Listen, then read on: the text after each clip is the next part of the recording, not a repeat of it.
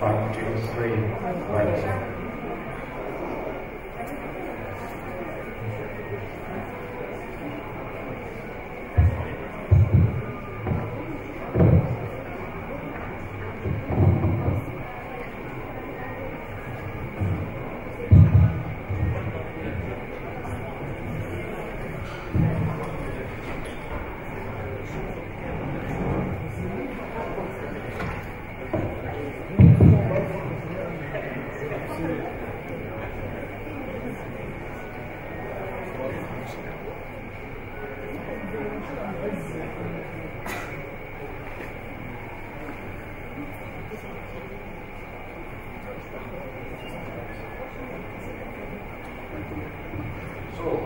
Start the session, and we are honored to have with us Professor Robert Mednik. He's from Czech, and he's working at the Faculty of Medicine of Ryazan University in Brno, and he's having a great experience in simulation, and actually we learned from him a lot, so many courses he is giving to us through this simulation.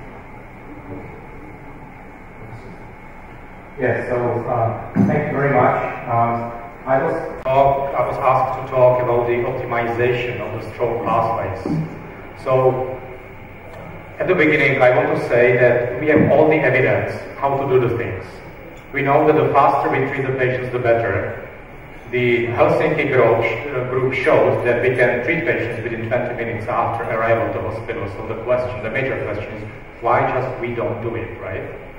So I will be talking most of my lecture about just how we implement this evidence into our country. So I'll be talking about the country perspective.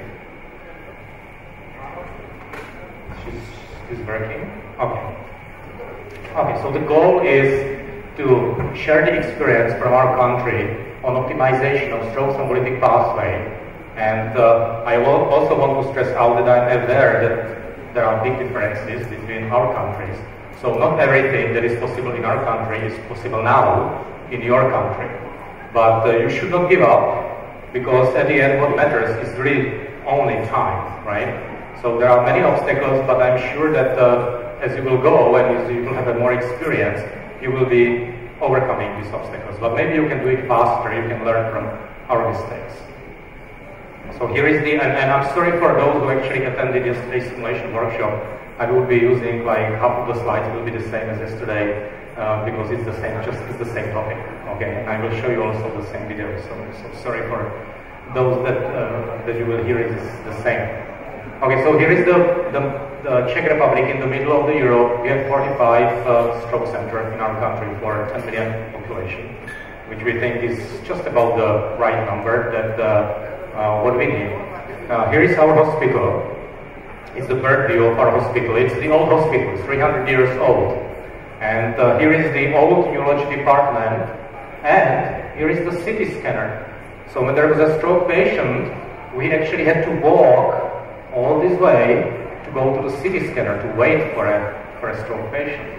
Right? So that seems like a barrier, but it actually was not, because we were just going to the CT scanner to wait there. So it doesn't matter where a CT scanner is located.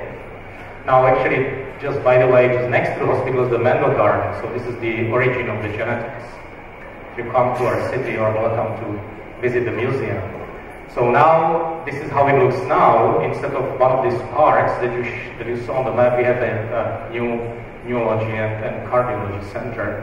And everything is quite close to each other. Now we have a CT scanner, which is just behind this door. This is our angio suite, and this is our stroke room. So everything is quite clean. Okay, so let me just, there are many reasons why Czech Republic is achieving high thrombolytic rate and short door clinical time, but I would like to just stress three important milestones. So first of all, we started 20 years ago. So it takes some time to develop the volume, it takes some time to develop the expertise. So it was at 1998, so it's been 20 years. Second, we have the guidelines, which are the guidelines for the stroke, guidelines for the thrombolytic therapy, It's written in our language. Your physicians are very skillful in terms of English knowledge. Not in our country. Not everybody speaks English, so we have to have a Czech guidelines. But they are more or less the same as the international guidelines. But it's important to have everything written, right? And the third important milestone was the collaboration with the government. So at one point, our Ministry of Health actually listened to us and listened to what we wanted. And they did a certification of stroke centers in Czech Republic. So all our stroke centers are certified, which means that they have a standardized equipment and other things. And also we have the standardized pre-hospital care.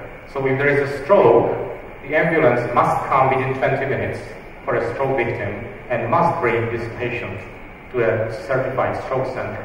So in case that you have a stroke in our country, ambulance must go there, you must go to stroke center, you must be treated according to guidelines, right? And this is working more or less for many things, like intravenous thrombolysis. For some reason, it does not work for improving logistics. So in terms of the volume of thrombolytic treatment, it was a good system. We were actually increasing number of patients treated every year. So today we treat 23% of all ischemic strokes in our country. So it's more than 30% hospital-based thrombolytic rate. It's in some hospitals it's even like 50%, right? So it's very, very high. Now, in terms of the logistics, despite all the evidence, our door-to-meal time was very similar over the years. So I think that the first evidence was like 2004. I think about the benefit of the faster treatment of intravenous thrombolysis. But our national door-to-meal time used to be, you see, like 70 minutes. So we were quite unhappy as a professional society with this situation. So we established many actions to improve it. I will not go through all of this. Some of them are aims to improve the pre-hospital care. Some of them aims to improve the in-hospital care. So I will just talk about the in-hospital care, and we touched some of these already yesterday during the simulation. So the simulation is actually one of the activities, but it's probably not the most important one. What was really the most important thing that we did is the measurement. So we decided that we will measure the performance of every stroke center in Czech Republic, and then we will provide a feedback to any stroke center. So when we presented this idea to our stroke centers, they thought that it was something like a joke, but they realized that it was not. So they actually received in June 2016 all the stroke centers, which I named here, and you can read it if you are close enough. So they received this report, and this report, one of the pages of this report is door-to-meal time. So here you see door-to-meal time of several hospitals. If they were green, their door-to-meal time was below 30 minutes. If they were red, their door-to-meal time was about 30 minutes. But most of the data were missing, right? And it's coming from the CIS registry. 2 months later, and another 2 months later.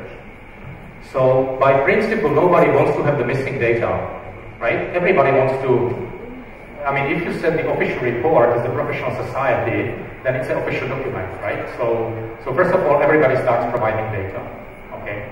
That's important. And then what you see is that just by measuring and by providing the feedback, right, people find a way how to improve. I mean, this is the same like whatever you do in your life. You just have to somehow measure and you have to compare with each other, right, to improve. So now you see that in September 2017, like 2/3 of the stroke centers had a door-to-meal time 30 minutes and less. And this is the report from 2018. We changed the color scheme. Now we have like a traffic light color scheme. So really our goal is 20 minutes. So those centers that are green are those that have a door-to-meal time 20 minutes. And we send this every month. So I think that this is really, really powerful tool how you can improve. And this is not related only to door-to-meal time, of course. This is related to anything what you are doing in stroke care. So with this in mind, we actually designed the registry of stroke care quality, which was originally designed as part of the European Stroke Organization EAST project, which aimed to improve the implementation of evidence-based practices in Eastern Europe. But although we started only 2 years ago, now we have the centers from 50 countries around the world and from more than 500 stroke centers. And just this year, I think we have like 50,000 patients just in 2018. And I don't want, this is a little bit deviating from the logistic pathway, but I think it's important to mention this here because it's just the extension of the principle of the measurement of the quality. So I just show you 2 reports that, two comparisons that we can do from this data. So this is the international comparison, which shows how many patients have a CT scan done and how many patients have a CT scan done within the first hour. Okay, and we have 2 sets of the countries. One country is where we have more stroke centers that participate. So this is somehow nationally representative sample, although it's not truly representative. It's always some selection bias. And we have countries where we have only 1 or very few stroke centers. So it's just a representation of the quality of stroke care in that specific stroke center. So we have also some data from Egypt, right? But let's look at this part of the figure, and you see first of all that in some countries the CT is not available to all the patients. You know, we have this Ukraine and we have Moldova, and we know from the physicians that patients do not always have the CT scan. So this is a big issue, not only medical, but it's also the political issue, right?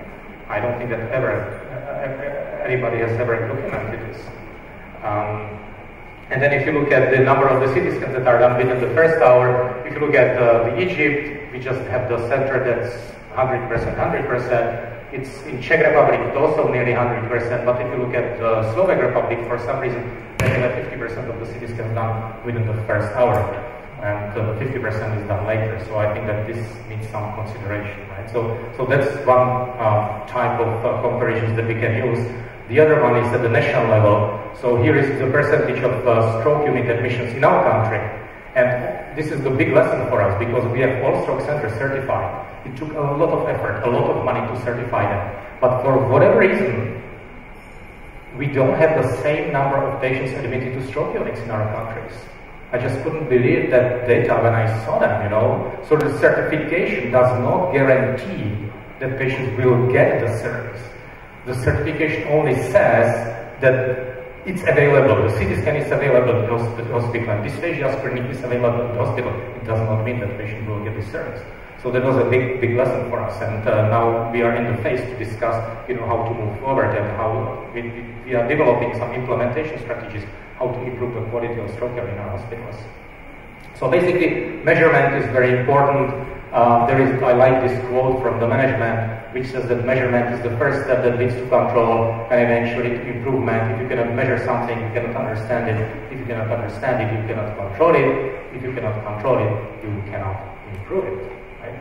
So I would really strongly recommend that since you are starting with the TPA and all these treatments, that if you succeed to establish the measurement of all these processes, your improvement will be much faster than if you just let it go and okay. The next thing that we did to improve the implementation of the optimized pathway was that we did a video record, and we have a very nice video record from the Slovak Republic with a very short door-to-window time, and it was opening eyes experience. Because till people saw this video, they thought that they did everything possible what they could to shorten the alternate time, which was always over, I don't know, 40-50 minutes. Once they saw these videos, they said, yes, now I understand what you mean, shorter the alternate time. So let me play this video, and apology again for those who saw this video yesterday. It's coming from Slovak Republic. The town is called Nitra. It's the university hospital. It's all types of hospitals. They have different buildings. Neurology department is in different building than the CT scanner. And it's a real patient case. We get all the permission from patient and from everybody involved in this video that this video can be displayed. So here is the stroke neurologist. Okay, so she's sitting in a stroke unit and she's getting the call from the ambulance.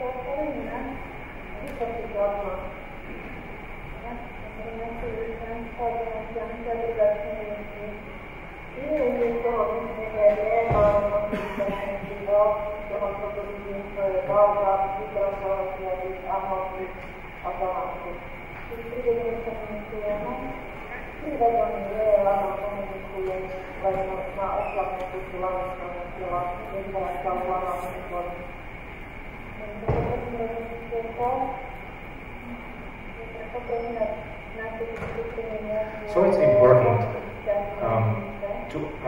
when you talk to the paramedics to ask about the risk of the bleeding, right? And the most important thing is to ask about the anticoagulants, because once they are in the house, they can still figure out whether the patient is taking the anticoagulants or not.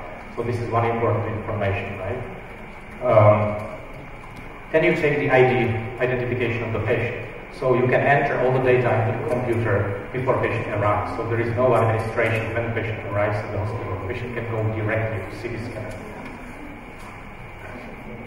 You can print out all the documents if you need anything. You call the CT, of course, to let them know that you would come 15-20 minutes.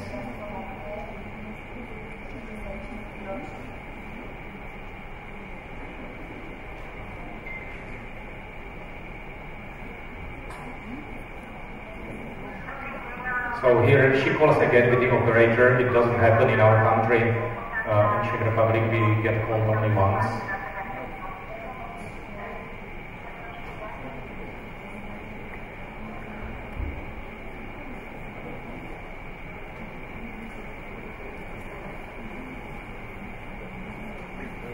It's very efficient in terms of human resources. It's only one person who takes the TPA and can do basically everything. In our hospital, we do it a little bit more sophisticated way. We have the stretcher, we have the portable monitor. I'm going to CT scan with my nurse, so it's a little bit different setup. So she's coming to the CT scan, and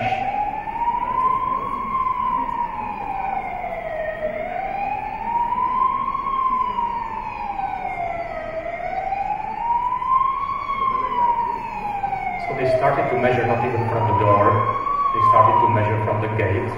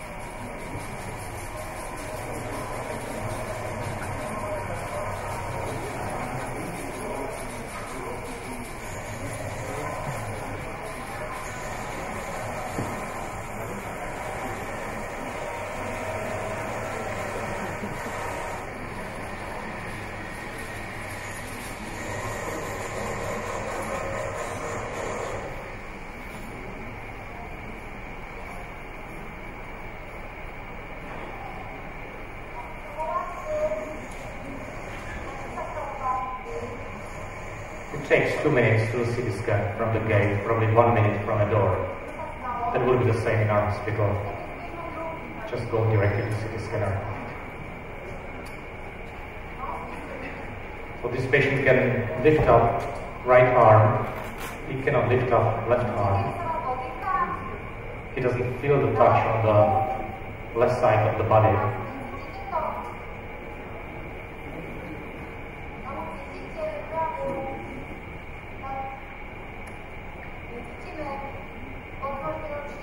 He doesn't feel the left or right as well. He's got the eye deviation, which we cannot see here on the video.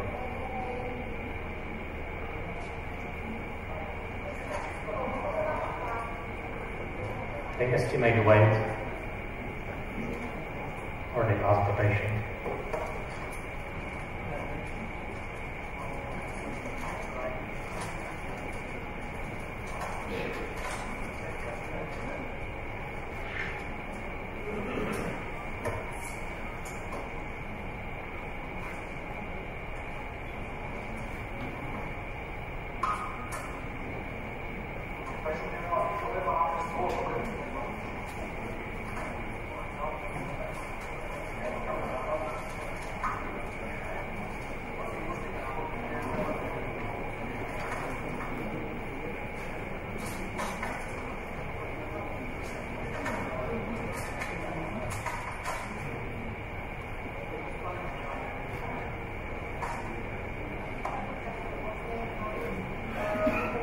Now she's reporting to the senior neurologist.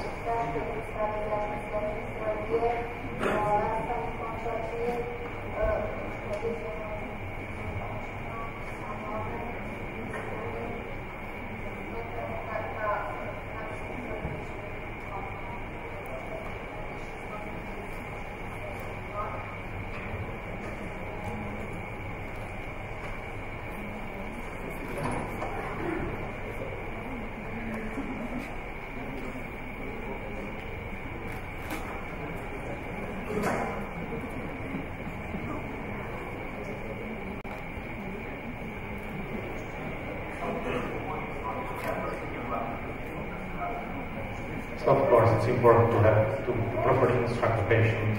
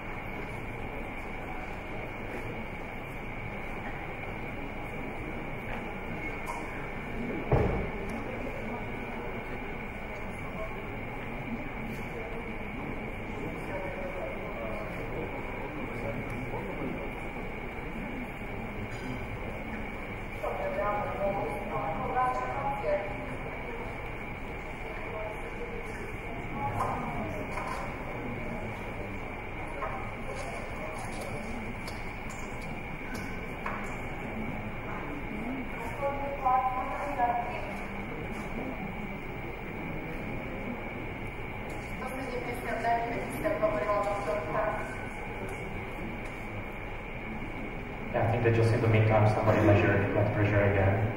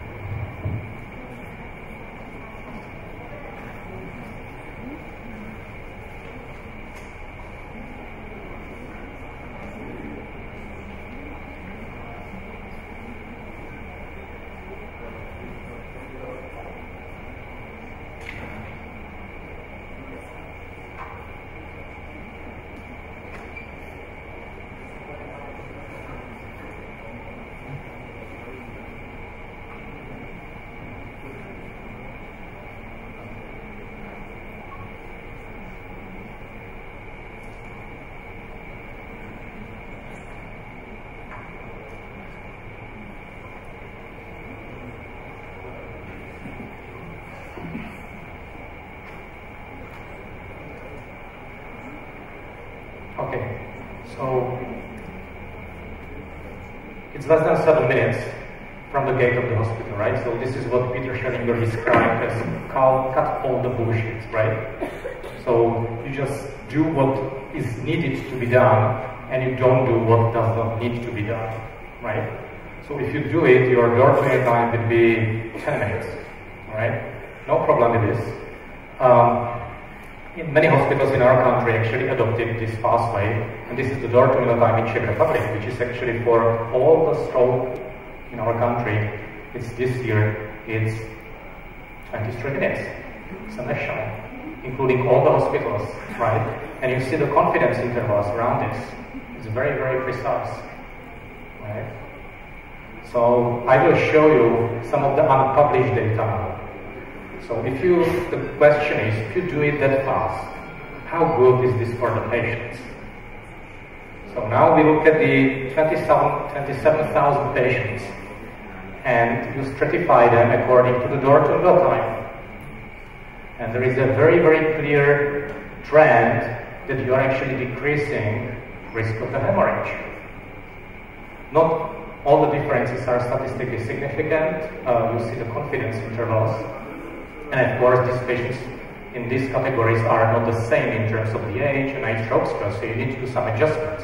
If you do the adjustments, then we start seeing the difference, the statistically significant difference between 0 to 15 minutes and 45 minutes and later. And you see that patients treated 45 to 60 minutes has a 60% higher chance to have the hemorrhage as compared if they are treated 0 to 15 minutes.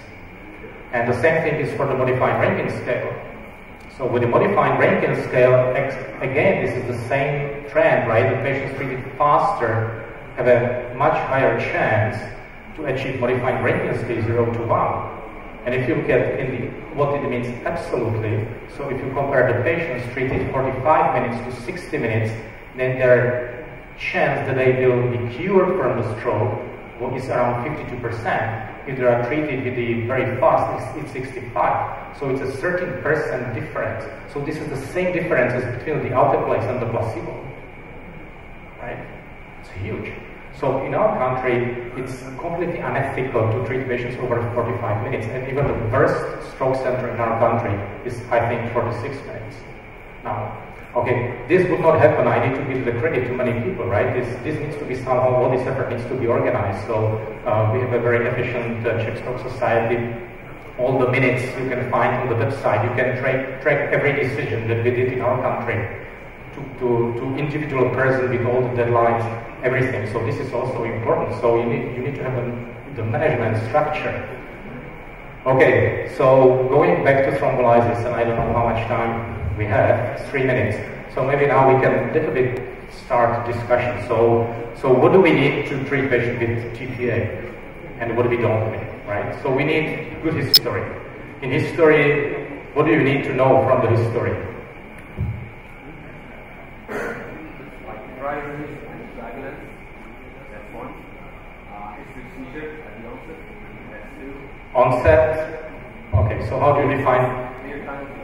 Yeah, the onset. So it's important to have the right question for the onset. So the onset is the time when patient was last time seen well, right? You don't ask the paramedics about the onset because you get a different answer for the same onset. Somebody understands that onset is when the patient wakes up. Somebody understands that the onset is when somebody calls the emergency. So the onset is the patient was last time seen well. You need to ask the anticoagulant. You need to do brief neurological exam. We had a discussion yesterday whether you should do the whole NIH stroke scale.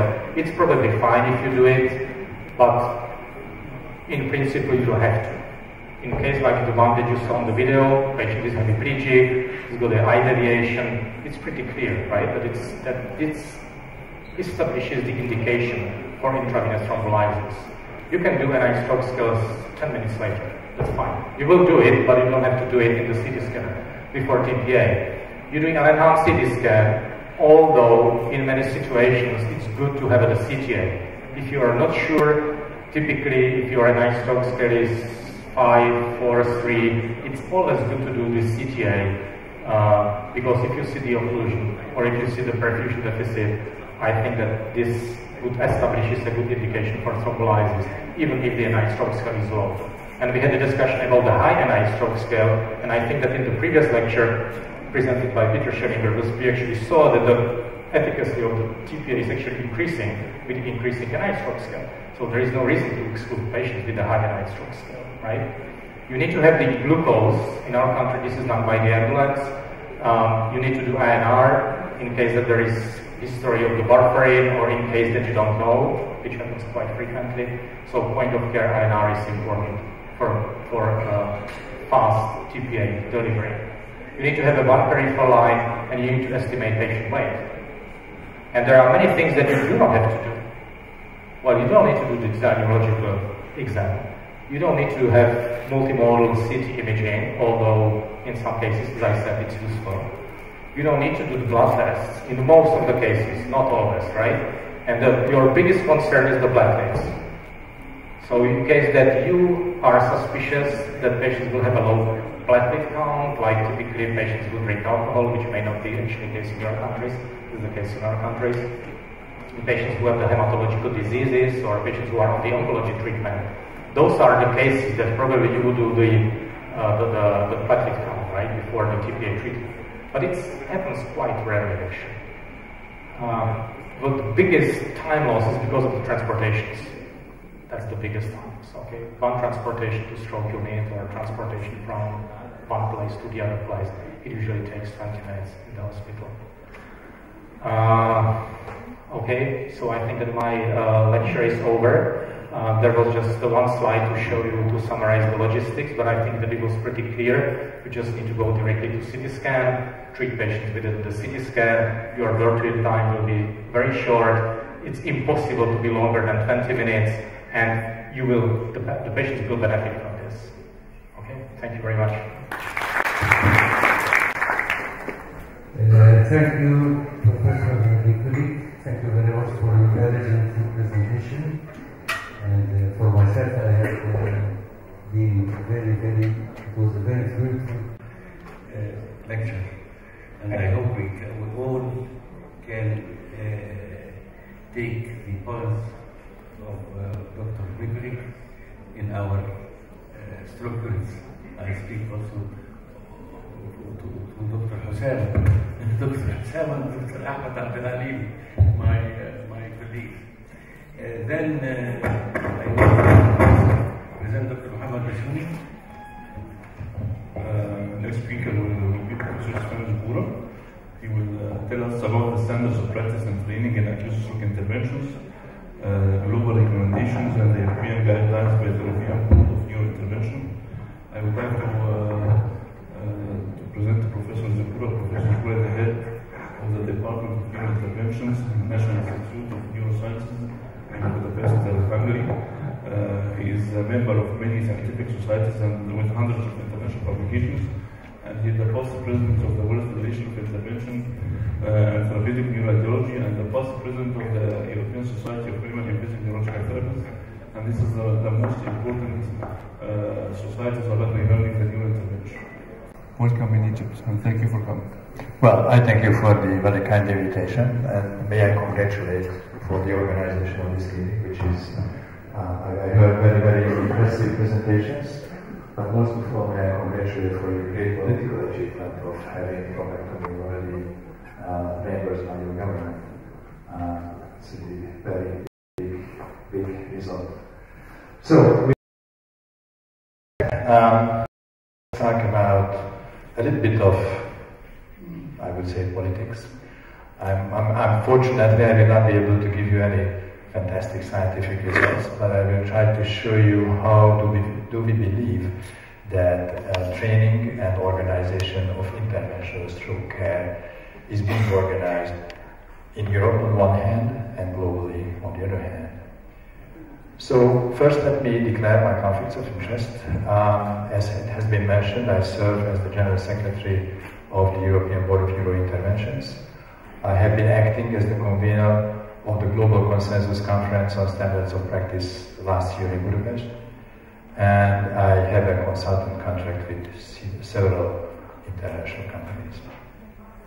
So about the Global Consensus documents, the first Global Consensus meeting has been held in Australia in 2015, and that was about guidelines on training for acute ischemic stroke interventions, followed by the second similar meeting that was held last year in Budapest during the 14th Congress of the World Federation of Interventional Therapeutic Neuroradiology, and that was focusing on the standards of practice, again in acute ischemic stroke interventional treatment.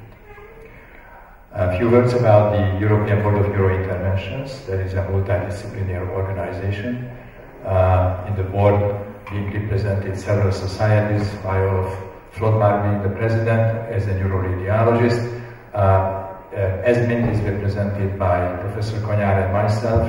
The European Society of Neurosurgery is represented by Andreas Gruber, and the European Stroke Organization is represented by Dr. Mark Liebo. As I said, it's a multidisciplinary organization that has been originally established by ESMIN, but now is fully independent, with a mission of developing standards of practice and training in the field of neurointervention. You can learn much more about it on the website, which is fully functioning at that point, and you can find recommendations for acquiring competence in endovascular neurointervention on that. Two major, I would say from the point of view of this presentation, there are two documents that you might be interested, such as recommendations for acquiring competence in acute stroke intervention and standards of practice in acute ischemic stroke intervention as well. So when preparing those documents, we had several questions in front of our eyes. First, is there an increased need for stroke care professionals and facilities in Europe?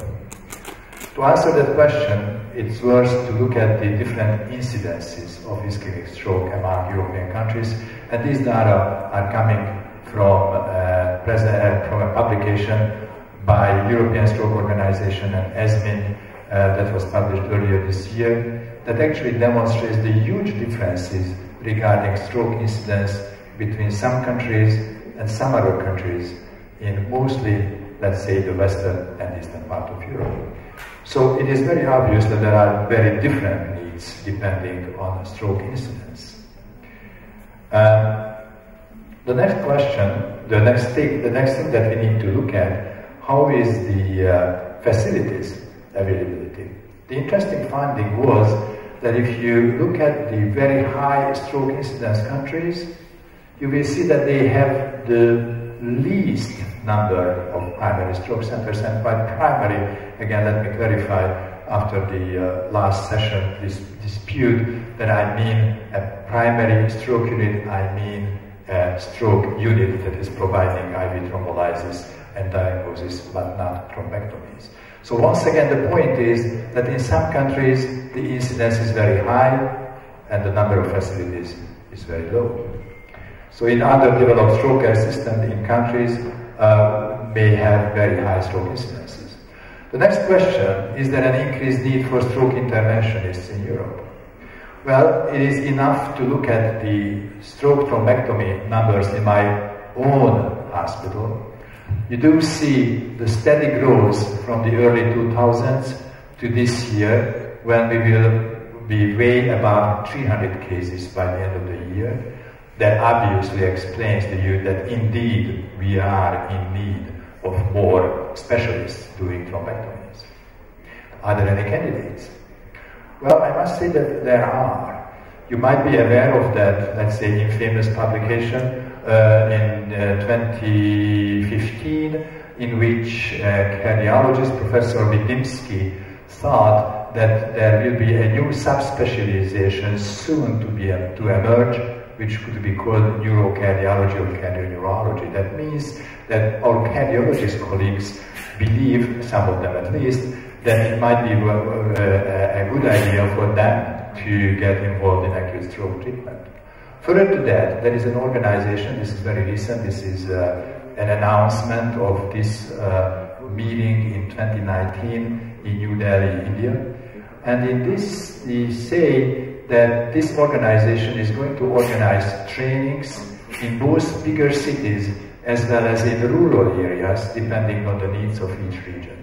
So the question arises, does it make much sense to organize trainings for acute ischemic stroke interventions in rural areas? Because the question is, what is actually the limiting factor that is limiting the growth of or the higher distribution of thrombectomies. So let's go back to the same numbers that I have shown already.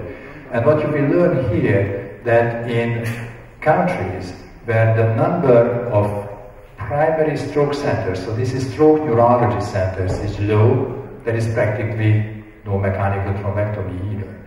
And that means that the number of thrombectomies is not only limited to the number of the thrombectomy centers, but is actually related to the stroke care, to the entire stroke care system. So the key principle that we found out from the European data is that the level of stroke care, as well as the incidence of stroke, parallels the number of stroke units. Therefore, the main factor that is limiting mechanical thrombectomy is not necessarily the lack of the mechanical thrombectomy capacities, but to start with, it is the lack of proper stroke system, including thrombolysis and thrombectomy. And therefore, we strongly believe that the stroke care system must be built around that network of stroke units. And again, by stroke unit, I mean stroke neurology unit and not mechanical thrombectomy. Seems that it's not advancing somehow, so let's do it that way. So then, of course, we need to figure out how to fill the existing gap. There are several questions to answer, including the minimum requirement for training, who should be trained, where the training should take place, who should train, and what should be the content of training, as well as. So here's the two documents. This is the EBNI recommendation, and this is the global document. We came from the background understanding that the number of stroke interventionists that are needed definitely exceeds the number needed for full neurointerventions. And therefore, in order to fill the gap, both the European Board of Neurointerventions and the consensus group recognize the need for specialists that are trained in acute stroke interventions only without the full training in the entire spectrum of neurointerventions. And that is what these documents are setting down standards for. First, what is the goal of the training program? Is to provide the training with three basic things: broad-based knowledge, procedural skills, of course, but I believe this is probably one of the most important part, professional judgment as well as self-criticism, which is very important. In order to do that, the applicants must have a valid license to practice medicine. This is in the European recommendation. I believe it's obvious. Further to that, in Europe, we require to be a specialist physician with a recognized specialty, which is listed under European Parliament regulations. Globally, the requirement is to have residency training in neuroimaging and clinical neuroscience. Or, if somebody does not have that, an additional year training in those subspecialties. Of course, the training program should be individualized based on the trainee's previous experience, and that tailoring should be formulated by the director of the training program. Where should the training take place? I believe this is very important to make sure that such training is taking place only in training centers which are practicing and are qualified in to train full-scale neurointerventions as well. So the trainees might be trained for endovascular stroke treatment only, but the training site itself must do full-scale neurointerventions. And that should be embedded within a clinical neuroscience institution or a network of such institution with a minimum caseload of 200 neurointervention procedures, including not only stroke, but also aneurysms, AVMs, as well as spinal deformations. Who should train? The program director and co-directors are supposed to carry senior appointments in recognized training institutions. They should be certified according to national regulations. And the faculty should be composed of a minimum of 2 physicians with neurointerventions as their principal activity, and the number of trainees should not exceed 2 per one trainer.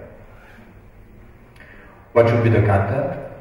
Neuroscience, including neuroanatomy with special attention to vascular neuroanatomy, but not only that, but also symptomatology and actually neurological examinations. Of course, it should include a full spectrum of neurovascular diseases. And again, what I believe is very important, may not sound so scientific or professional, communication. People who are actually treating those patients should be able to properly communicate with patients, patients' relatives, as well as colleagues from different other specialties. The trainees should be encouraged to participate in research, which means that, of course, the training site should be involved in research activities as well. Imaging should include proper understanding of the imaging technologies, but also interpretation of all relevant modalities and pathologies, which is very obvious. Pharmacology related to neurointervention procedures. And procedure-wise, of course, we require to have knowledge in technique, but also in strategy, both pre- and post-operative management, complications, and complication management. This is just a list of the required number of procedures as a secondary operator. I don't want to go through the numbers, you can check it on the website if you're interested in. Just demonstrating that we do have required numbers that should be included in a logbook. And these are the numbers that are required as principal operator. And basically for interventional stroke, this would be 30 interventional stroke cases performed independently. The duration, total duration is 2 years full-time, including clinical neuroscience for 6 months, diagnostic neuroradiology 6 months, and acute ischemic stroke intervention 12 months. Of course, the length of elements might be reduced depending on the previous experience of the trainee, based on the judgment of the program director. Trainees should be regularly evaluated. The accreditation, however, is not our job. In Europe, this is national competency, so that should be done by the national medical authorities. And our board, EBNI, is working on a recognition system for the training programs. This is not yet completed. So let's talk about standards of practice. Again, these are the 2 documents, standards of practice in acute ischemic stroke intervention by European Board of Neurointerventions, and this is the same by the Global Consensus Group. The primary concept is that centralization is important, as centralization into high-volume centers definitely improves outcome, as it has been proved by multiple publications. However, there are clear geographical and infrastructural obstacles that may limit centralization, and therefore different source of compromises are needed. We all agreed that for large vessel occlusion patients, the best treatment is provided in comprehensive stroke centers. However, given the limited options, even sometimes in highly developed countries, both the European Board as well as the Consensus Group recognize the need for centers that are specializing on ischemic stroke treatment only and do not perform interventional treatment for hemorrhagic stroke. The primary guideline, and this is, I cannot emphasize enough, acute stroke intervention can only be practiced in a complex neuroscience environment, and solitary acute ischemic stroke practice is not accepted. In line with European and US recommendations, we also recommend a 3-level system, including level 3, that is a stroke unit, which is performing diagnosis and IVT, level 2, that is performing IVT and mechanical thrombectomy, but no hemorrhagic stroke, and level 1, which is an endovascular neurointervention center, providing IVT, mechanical thrombectomy, as well as dealing with complete scale of hemorrhagic stroke. What we recommend, both globally and in Europe, is that a level 2, that an acute ischemic stroke intervention center should be established if a level 1 center is more than 1 hour and 100 kilometer transportation time. That's the European recommendation from the patients, from the complex from a comprehensive stroke center, and more than 2 hours or 200 kilometers, that's the global recommendation for the same. So once again, this is the requirements for those centers. Level 3, as I said, it's practically a stroke unit that does not have full neurointerventional service. It does not have mechanical thrombectomy, but it does provide intravenous thrombolysis, and it does have a dedicated stroke unit.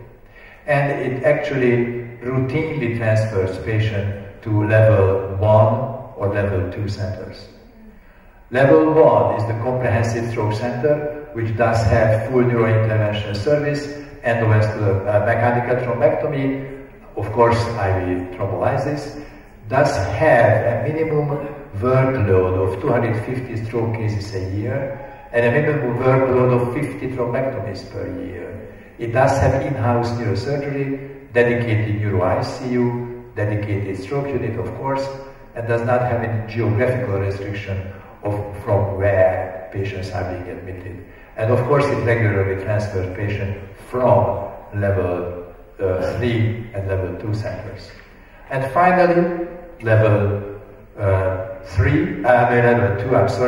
which is justified if the level 1 center is more than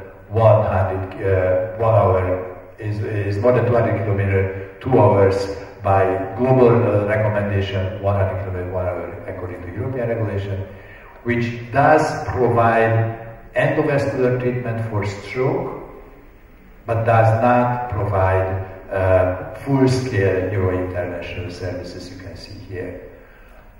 So basically, the way the system works is that patients are generally taken according to existing recommendation to the nearest stroke unit,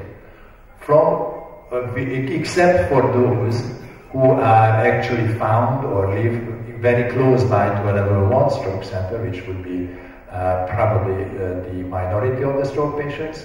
From the level 3 units, patients would be further transferred to level 1 in case they would need thrombectomy, except those who again live far away or were founded far away, and they may be, if they have a need for thrombectomy, transported to a level 1 stroke center, which is again more than 2 hours or 1 hour, depending on the 2 different recommendations from the comprehensive stroke center. So basically what we are interested in is what are the requirements for a level 2 center, which again does do thrombectomy but does not do full neurointerventional care. We believe that it should have a stroke unit with ICU, full-scale neuroimaging of course, does do a minimum of 150 stroke cases per year, does have trained acute ischemic stroke interventionists available 24/7, does do at least 50 mechanical thrombectomy per center, the European recommendation is actually 80, and does do 15 thrombectomy cases per physician as a minimum. I cannot emphasize enough the need for rigorous data collection and audit. Without that, I believe this job cannot, or at least should not be done. Continued education, of course, is very important. And I also need to put an emphasis on a strong relationship with the emergency services that has been discussed by Robert Mikulik before that, and with the level 1 comprehensive stroke center as well. So in conclusion, I would say that we do have in Europe, and to some extent globally as well, very strict requirements to guarantee the best outcome in acute ischemic stroke intervention. However, there are significant local and global discrepancies, and that may need variable solutions.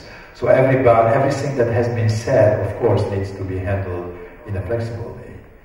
There are international recommendations. I again would like to emphasize that these are recommendations which may assist the local individuals and organizations to set up the best modality for training and practice that best fit the local conditions. And with that, I would like to thank you very much for the opportunity and your attention.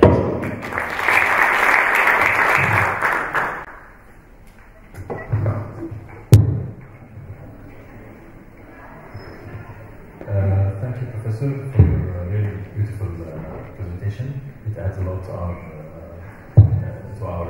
your experience will add to ours, and we hope we can reach this level. Well, unfortunately, we don't have time for questions because we're lagging behind time, so we will immediately shift to the next session. Dr. Ahmad Basri will present next.